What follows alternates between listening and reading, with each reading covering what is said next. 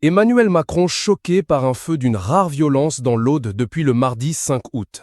Parti de la commune de Ribaute, l'incendie dans l'Aude a déjà parcouru plus de 16 000 hectares en moins de 24 heures. Il est devenu le plus vaste sinistre de l'été en France. En plus de la destruction de la végétation, le drame a causé la mort d'une femme. Il a aussi blessé 11 pompiers et 2 civils. Une personne est toujours portée disparue.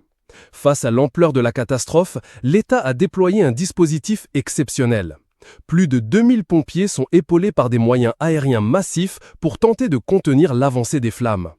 15 communes ont été touchées et plusieurs ont dû organiser des évacuations d'urgence. Face à cela, Emmanuel Macron met en pause ses vacances à Brégançon. Bien qu'en vacances à Brégançon, Emmanuel Macron a décidé de s'impliquer dans la gestion de la crise.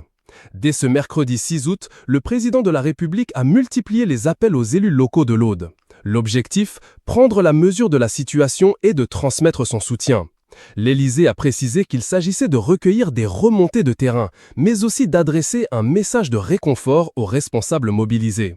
Le maire de Sigian, Michel Jam, a confirmé avoir reçu l'un de ces appels. Il souligne à quel point le geste était bienvenu. C'est la 3e fois en un mois que je dois ouvrir le gymnase pour accueillir des sinistrés, a-t-il confié à BFM TV.